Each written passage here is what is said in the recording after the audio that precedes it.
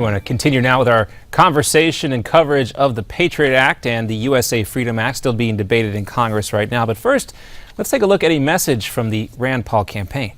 Sunday, Sunday, Sunday. Get ready, America, for the biggest brawl for liberty of the century. When the biggest rivals will go head to head.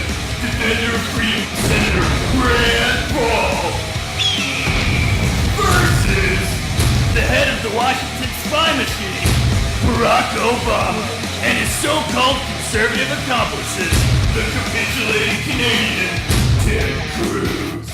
Wow. All right. I guess the filibuster in the Senate may have had a sort of staged wrestling feel to it if you listen to the late Senator John McCain. But with us now for more on Rand Paul is Mike Warren from the Weekly Standard. Mike, it's good to have you with us.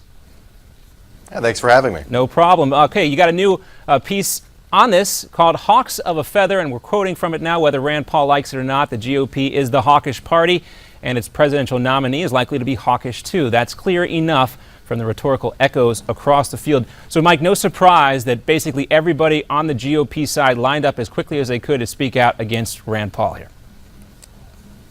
Well, but it wouldn't have been a surprise maybe about 2 years ago. I was struck by the sort of conversation around Rand Paul's filibuster, but also just more broadly as people talk about what's going on in the world, that the Republican Party is really embracing a hawkish view, that Rand Paul is really an outlier looking at the way that all of those other candidates, and there sure are a lot of them, are talking about foreign policy. Rand Paul definitely is representing a wing. And maybe back in 2013, during his first filibuster, it looked like he might be gaining some support. Ted Cruz, even Marco Rubio were down there on the floor during that filibuster. These days, he's sort of an island of his own, and I think that's reflective of where the party is, and certainly where the issues have driven the party vis-a-vis national security and foreign policy. Yeah, who's the wacko bird now, again, to borrow a line from John McCain. But as you pointed out, the other candidates know that this, and probably their internal polling must tell them the same thing, or they wouldn't be talking that way, speaking out against Rand Paul. So is Rand Paul really running for president here because he wants the GOP nomination, or is he running just perhaps a flashier version of his father's old protest campaigns?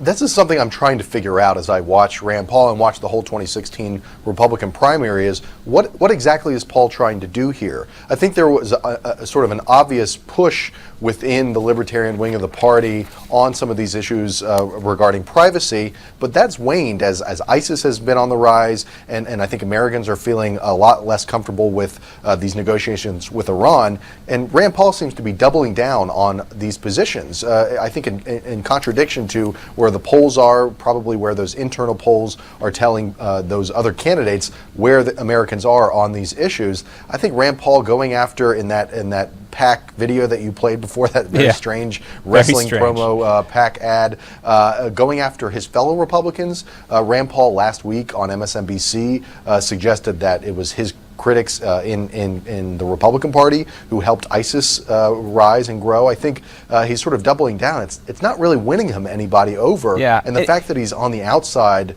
of the rest of the party, I think just goes to show he may not just do another protest campaign like his father's. He may end up getting fewer votes than his father did in the 2012 campaign. Yeah, we're going to step aside for a quick commercial break, Mike. We'll have you back for a roundtable discussion. We've been talking about this Des Moines Register poll. Interesting to take a look at that. I'm more interested to see what voters in New Hampshire think after this whole Patriot Act filibuster thing. Mike Warren's coming back with us. More coming up here on Newsmax Now right after this.